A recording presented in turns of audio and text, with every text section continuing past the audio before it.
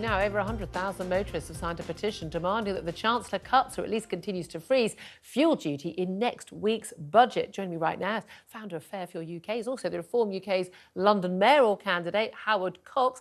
And you've brought with you the actual petition. It's 126,092 signatures. This is going to be handed into number 10 or number 11. Well, we go into Downing Street. Yeah. It's the same front midday door. today. But yeah, in an hour's time. OK, and so we've seen fuel duty. It has been basically frozen pretty much solidly since the Tories have come to power. Thanks to Fairfield UK. Yeah, is it even politically tenable for it to go up? Well, it's political suicide and economic suicide. It's as simple as that.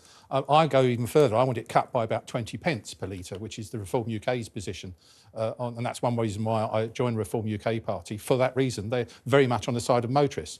Currently, Labour and the Tories are all they seem to do is introduce anti-driver policies everywhere. That's forgetting the fact that, and I've said, God, I wish all about this all the time on the show, all the people making policy live in central London, yes, where they can either cycle or get public transport, which is just available and subsidised and really easy to use. They don't realise that 80% of people in this country rely on their cars to do everything.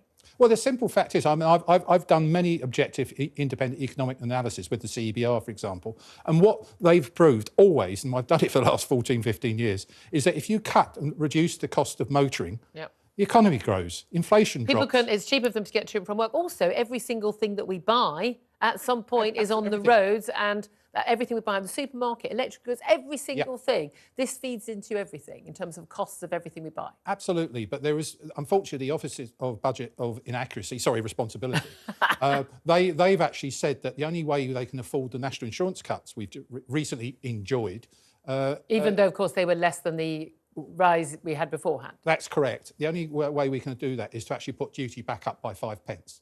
So that's what I'm fighting today. Is this typical political sort of game playing that there always is before a budget where, you've got to, when I first started as a journalist, it was no discussion at all. Exactly. Now they kite fly a few stories and then they get slapped down. They go, we were going to have to do it, but we found a spare £5 billion. Funny that, isn't it? And the interesting thing is I also got 40 MPs and some peers, including David Frost, but Suella Braverman and Priti Patel have signed a letter to say, don't be an idiot, James. Is that the actual wording? I would love to have put that in there, but Jeremy Hunt, yes, fundamentally. I think we should send more letters like that to senior politicians. But this is it. This is absolutely crucial. This is about ordinary people going about their daily lives, small business people as well, being able to afford to keep running their businesses.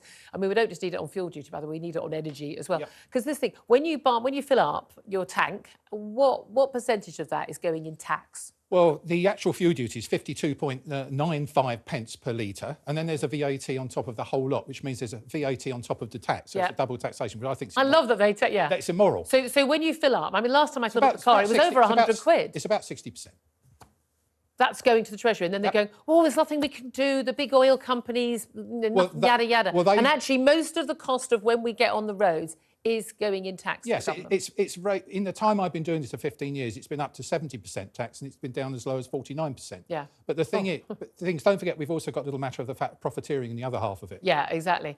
Can I, though, I want to ask you another quick question, because you are standing as a London mayor candidate for Reform UK. What do you make of what Lee Anderson had to say, his comments about Sadiq Khan being controlled by Islamists?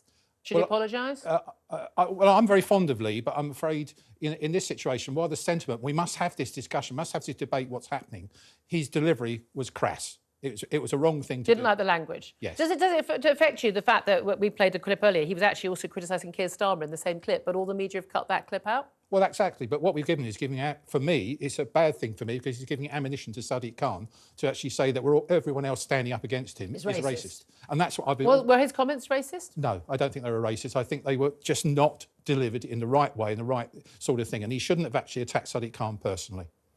OK, well, really good to talk to you. Thank you very much indeed, Howard Cox. I appreciate that.